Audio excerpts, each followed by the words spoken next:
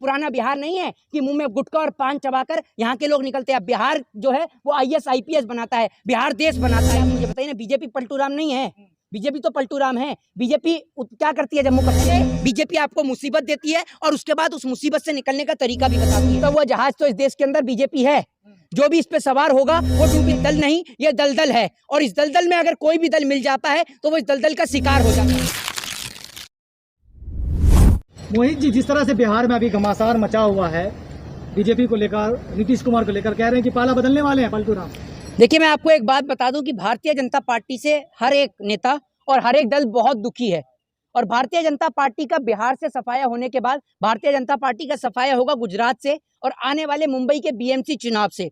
ये आगाज सिर्फ मैं शिंदे के लिए करना चाहता हूँ, स्पेशल शिंदे के लिए, जो बेमानी से देश के लोकतंत्र की, संविधान की धज्जियां उड़ाकर मुख्यमंत्री की कुर्सी पर बैठे हैं। अब उनका भी नंबर है कि वो भी महाराष्ट्र से जाने वाले हैं। आप लोग अब ये देखिएगा कि भारतीय जनता पार्टी के द्वारा नीतीश कुमार के ऊपर या तो ईडी की कार्रवाई करवाई जाएगी या फिर अब उनके घोटाले उजागर किए जाएंगे। क्योंकि अगर कोई व्यक्ति बीजेपी का साथ छोड़कर अन्य पार्टी, अन्य दल में जाता है तो भारतीय जनता पार्टी उसको रोकने का एक ही तरीका निकाल रखा है, और वो है या तो सीबीआई या ईडी या फिर इनकम टैक्स के जरिए उनके घरों पर रेड पड़वानी शुरू की जाएगी। और आज भारतीय जनता पार्टी का जिस तरीके से सुबह से बौखलाहट बढ़ी पड़ी है, जिस तरीके से नीतीश कुमार ने सोनिया गांधी से बातचीत करी है और लालू प्रसाद यादव भी बाहर है, इससे पहले लालू यादव से भी बात कर चुके हैं, कुछ दिन पहले आपने देखा ही होगा। तो बिहार के अंदर इस प्रकार के समीकरण ये दर्शा रहे हैं कि भारतीय जनता पार्टी का अब बिहार से सुपड़ा साफ होने वाला है। क्योंकि हर एक दल ये जानता है कि बीजेपी दल नहीं, ये दलदल है, और इस दलदल में अगर कोई भी दल मिल जाता है तो वो इस दलदल का शिकार हो जाता है। तो नीतीश कुमार अब इस दलदल से निकलना चाहते हैं, और नीतीश कुमार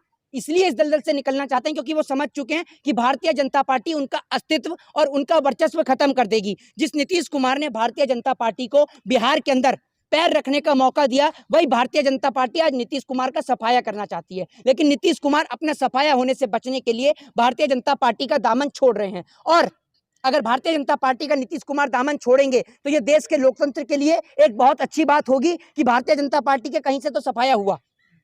लेकिन कह रहे हैं कि जो मीडिया में चल रहा है या अफवाहें हैं, जो नीतीश कुमार है वो कहीं नहीं जाने वाले हैं। हाँ, ये मीडिया में जब ये चलता है कि मोदी जी प्रधानमंत्री बनने वाले हैं दोबारा से, तो अफवाह नहीं होती है, ठीक है ना। लेकिन जहां बीजेपी की सरकार गिरने की बात हो जाए तो अफवाह होती है। नीतीश कुमार को अगर अपना जमीर को जिंदा रखना है और नीतीश कुमार को अगर बिहार में वापस वोट पाना है या फिर लोगों से वो उम्मीद रखते हैं कि उनको वापस से वोट दें, तो उनको बीजेपी का दामन छोड़ना होगा। और इसी के साथ साथ एक सलाह मैं मुकेश सहनी को भी देना चाहता हूँ, जो वीआईपी पार्टी से हैं, उनको भी देना चाहता हूँ कि उनको भी भारतीय जनता पार्टी का दामन जल्दी छोड़ देना चाहिए। क्योंकि अगर ये लोग बीजेपी का दामन नहीं छोड़ेंगे तो उनके पास जो भी सीट आई अगली बार वो भी सीट नहीं आएंगी, उन सीटों पर भी बीजेपी का दबदबा हो जाएगा। बीजेपी तो कितना इज्जत दे रही है नीतीश कुमार जी को, कम सीट होने के बाद भी सीएम बना, वो तो आप देख ही रहे हैं कितनी इज्जत दे रही है। अभी आपने देखा होगा कि हाल ही में एक बैठक हुई थी दिल्ली के अंदर, उसमें भी नीतीश कुमार ने भाग नहीं लिया था, नीतीश कुमार ने हिस्सा नहीं लिया था। फिर भारतीय जनता पार्टी के द्वारा भी एक कानून और एक प्रस्ताव भी पारित हुआ था जिसको नीतीश कुमार ने मना किया, ये बिहार के अंदर लागू नहीं होगा। तो बिहार के अंदर जिस प्रकार से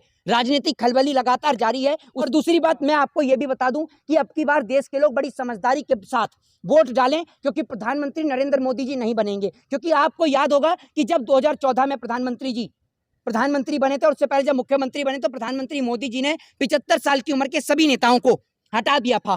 75 साल की उम्र के सभी नेताओं को हटा दिया था। और दूसरी बात, जिसका सबसे बड़ा उदाहरण है लाल कृष्ण आडवाणी, आपने देखा होगा, ठीक है ना। लाल कृष्ण आडवाणी जो प्रधानमंत्री का ख्वाब देखते देखते खुद एक ख्वाब बन के रह गए, बीजेपी में उनके कोई वर्चस्व, कोई अस्तित्व नहीं बचा है। ठीक उसी प्रकार से नरेंद्र मोदी जी अब 74 साल के हो गए हैं, ठीक है ना। तो क्या प्रधानमंत्री नरेंद्र मोदी जी आने वक्त में 74 साल के हो जाएंगे, तो क्या प्रधानमंत्री नरेंद्र मोदी जी दोबारा प्रधानमंत्री बनेंगे? नहीं बनेंगे। कर दिया ना 24 के लिए, अमित शाह जी ने बोल तो दिया। तो फिर भारतीय जनता पार्टी ने 75 साल की उम्र के नेताओं को क्यों हटाया? बताइए ना। पहले तो नियम, नीति और कानून आप ही बनाते हैं, फिर उनकी धज्जियां भी आप ही उड़ाते हैं। ये बताइए ना आप मुझे। तो बीजेपी अपने लिए कानून बनाती है, अपने फायदे के लिए कानून बनाती है। बिहार से एक सवाल है, जी, सिंह कह रहे हैं कि जो नीतीश कुमार है डूबता हुआ जहाज है। अरे भैया, डूबता हुआ जहाज तो इस देश के अंदर बीजेपी है, जो भी इस पे सवार होगा वो डूबेगा। और यही बात शिवसेना ने समझी और शिवसेना ने इंतजार किया है अभी, और इंतजार किया है चुनाव के वक्त का, क्योंकि उसको पता है कि बीजेपी एक डूबता हुआ जहाज है। इसीलिए शिवसेना के मुख्यमंत्री उद्धव ठाकरे और महाराष्ट्र की जनता आज भी शिंदे को जो है वो मुख्यमंत्री के रूप में नहीं देखती है, वो आज भी उद्धव ठाकरे को मुख्यमंत्री के रूप में देखती है। और महाराष्ट्र की जनता आने वाले बीएमसी के चुनाव में ये बात बीजेपी को और शिंदे को दिखा देगी कि आप किस लेवल के नेता हैं, आप किस प्रकार की राजनीति करते हैं, और आपको एक नेता को किस प्रकार की तवज्जो दी गई और आपने किस प्रकार से लोकतंत्र की धज्जियां उड़ाई और सीबीआई ईडी की रेड से बचने के लिए आपने बीजेपी का दामन थामा और आपने सरकार गिराने का काम किया। तो क्या नीतीश कुमार को यह आभास हो गया है कि हमारी पार्टी भी बीजेपी तोड़ने वाली है, इसलिए वो भागना चाहते हैं? नीतीश कुमार समझ चुके हैं कि भारतीय जनता पार्टी उनका अस्तित्व, उनका वर्चस्व सब कुछ समाप्त कर देगी और आने वाले वक्त में जेडीयू जो है वो समाप्त हो जाएगी अगर बीजेपी के साथ रही। और ये बात नीतीश कुमार समय रहते समझ चुके हैं, इसलिए नीतीश कुमार दिखाना चाहते हैं अपना अस्तित्व, अपना वर्चस्व कि वो किस प्रकार से भारतीय जनता पार्टी को मुंहतोड़ जवाब दे सकते। सर, आपको गुजरात और हिमाचल चुनाव में भी देखने को मिलेगा। लेकिन भाजपा कहती है कि जो क्षेत्रीय पार्टी, जो छोटी पार्टियां हैं, हम उनको इज्जत देते हैं, सम्मान देते हैं। आप उनको कोई इज्जत और कोई सम्मान नहीं देते हैं, बल्कि आप उनका इज्जत और सम्मान समाप्त कर देते हैं। आपके साथ क्षेत्रीय पार्टियां मिलती इसलिए हैं क्योंकि आप उनको ईडी और सीबीआई के जरिए डराते हैं। आप ईडी और सीबीआई के जरिए उन्हों के घरों पर रेड पड़वाते हैं, उन्हों के घर में आप उनको दबाव डालते हैं, उनके बच्चों को गिरफ्तार करवाते हैं, क्योंकि पहले बीजेपी आपको मुसीबत देती है और उसके बाद उस मुसीबत से निकलने का तरीका भी बताती है। तो या तो अगर आप बीजेपी का दामन थाम लीजिए, नहीं तो आपको उठाकर जेल में डाल दिया जाएगा। इसका सबसे बड़ा उदाहरण लालू प्रसाद यादव है। लालू यादव अगर आज भी बीजेपी के ज्वाइन करने की बात कहते तो उनके ऊपर से चारा घोटाले का आरोप साबित जो हुआ था वो सब कुछ हट जाएगा, उनको चारा घोटाले से मुक्ति मिल जाएगी। लेकिन लालू यादव ने, सुन लीजिए, लालू यादव ने जेल जाना मंजूर समझा लेकिन बीजेपी का दामन थामना मंजूर नहीं समझा। अब यही बात नीतीश कुमार को भी समझ में आ गई है कि अगर वो बीजेपी के साथ रहेंगे तो उनका अस्तित्व और वर्चस्व समाप्त हो जाएगा। लेकिन जो पलटू राम का इल्जाम लगता है, आरोप लगता है नीतीश कुमार का, फिर लगेगा कि मुख्यमंत्री के लिए कुछ भी कर सकते हैं, कहीं भी जा सकते हैं। तो बीजेपी के, एक बात मुझे बताइए, आप मुझे बताइए ना, बीजेपी पलटू राम नहीं है। बीजेपी तो पलटू राम है। बीजेपी क्या करती है जम्मू कश्मीर के अंदर? जब महबूबा मुफ्ती के साथ सरकार बनाती है तो क्या करती है, और उसके बाद जब सरकार नहीं बनती है तो महबूबा मुफ्ती को गलत भी बताती है। तो पहले जो आपके साथ हो जाए वो राजा हरिश्चंद कहलाएगा, राजा हरिश्चंद की छठी औलाद कहलाएगा, और जो आपके साथ नहीं हो वो देशद्रोही कहलाएगा। ये आप कहना चाहते हैं। आप पलटू राम भी तो, आपसे बड़ा पलटू राम कौन है? बीजेपी से बड़ा पलटू राम कोई है और ना ही कोई देखने को मिलेगा। तो आप सभी लोगों को भी ये बात समझनी चाहिए। और मैं आपको बता दूं कि अभी बीजेपी का इस देश से पूरी तरीके से सफाया हो रहा है। 2024 में नरेंद्र मोदी का सफाया होगा। जय हिंद जी।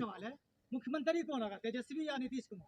वो तो वक्त बताएगा कि मुख्यमंत्री कौन बनेगा, और ये फैसला बिहार की जनता का है।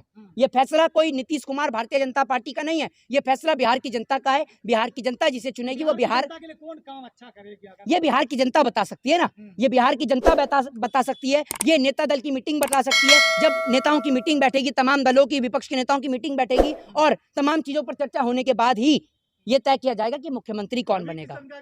नरेंद्र मोदी हो, चाहे फिर उसके साथ साथ ये आपके रवि किशन हो, सारे फोटोग्राफर हैं। तिरंगे की इज्जत तो करना जानते नहीं है। तिरंगे को तो कमर दिखा के खड़े हैं और सामने फोटो कैमरे को सैल्यूट कर रहे हैं। ये आप देख रहे हैं ना, ये सारे के सारे फोटोग्राफर हैं। और ऐसे लोगों को अब बिहार की जनता मुंह तोड़ जवाब देगी। अब ये पुराना बिहार नहीं है कि मुंह में गुटखा और पान चबाकर यहाँ के लोग निकलते हैं। बिहार जो है वो IAS IPS बनाता है, बिहार देश बनाता है, ठीक है ना। और बिहार हो, उत्तर प्रदेश हो और तमाम जगह हो, ये देश के लोग अब समझ चुके हैं कि अब यहाँ पर वोट जो है वो हिंदू मुसलमान के नाम पर नहीं, शिक्षा, बेरोजगारी और महंगाई के नाम पर पड़ता है। जय हिंद, जय भारत, वंदे मातरम।